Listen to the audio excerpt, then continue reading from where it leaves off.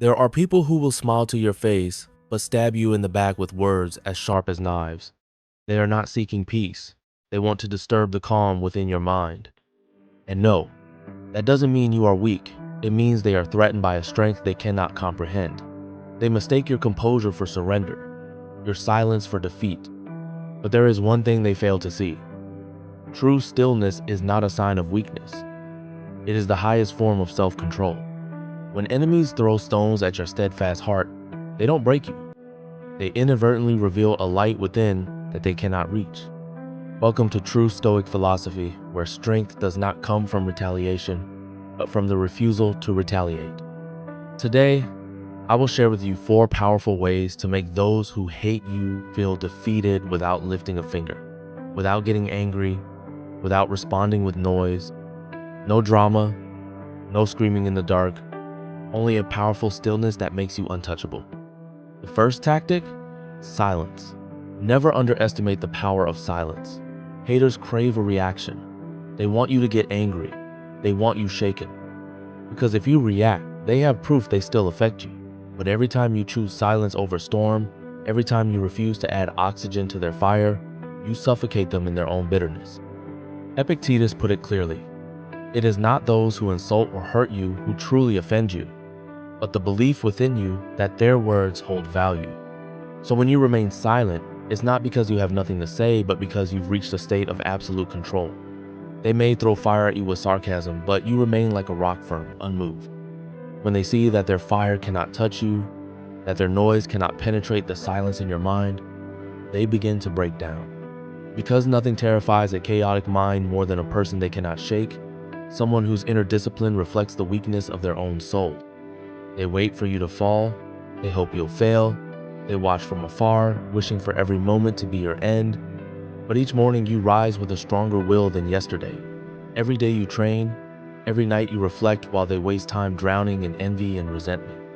And day by day, your life becomes a mirror they no longer dare to look into, not because you tried to shame them, but because your excellence quietly exposes their mediocrity. Marcus Aurelius once said, "The best revenge is to be unlike him who performed the injury."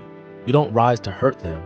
You rise because you refuse to be trapped in the pit where they dwell in bitterness, anger, and pettiness. When you choose to grow, when you keep moving in silence, in discipline, you are evolving. And that very process is what defeats them. Because the person they wanted to destroy is now far beyond their reach. Hatred is a fire that burns fast, but it corrodes the one who feeds it. Discipline, on the other hand, is like a rock amidst the storm. It not only survives, it endures through time. Seneca once warned, "It is more noble to heal a wrong than to avenge it." And he was right.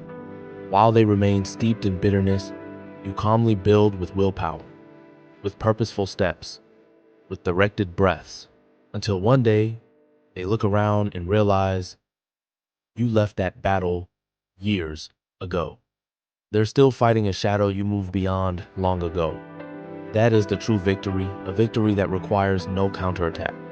And finally, forgive not because they deserve it, but because you deserve to be free. Forgiveness, when born from inner strength rather than weakness, is the ultimate weapon. It requires no swords, yet cuts deeper than any words. Forgiveness says, "You no longer live in my mind, you no longer affect me, and you are not strong enough to make me hate you." Monimus Rufus once taught, "It is not enough to do no harm to others. One must not even wish them harm." And so when you genuinely forgive, you dissolve their last poison your attention. And the world will see it. They will see a person strong enough to strike back, but wise enough not to. A person who walked through fire but remained strong enough to say, "I forgive you." So if you truly want to overcome your enemies, don't fight them. Grow beyond them. Move farther than them. Quieter than them. Forgive them. They want chaos. You give them silence. They want to see you, hurt you, give them indifference. They wish for war, you offer peace. And it is that peace, that terrifying, unshakable peace, that will haunt them more than any revenge. That is true Stoic philosophy, where we do not react, we rise. We do not retaliate, we move forward until the noise behind us is nothing but a distant echo, not even worth turning back for. And that is how you win. Not through power, not through fierce reaction, but through an unshakable presence. Through personal discipline, through a stoic spirit forged by every small choice you make each day. You don't need to prove anything because your calm, your progress, and your inner peace are already the loudest answers. If you find these words meaningful, if you believe true strength lies not in shouting but in deliberate silence, leave a like. Share this video with someone who needs to hear this. Don't forget to hit follow so you never miss a message about wisdom, courage, and inner freedom. Together, we will keep walking silently, powerfully, and unshakably.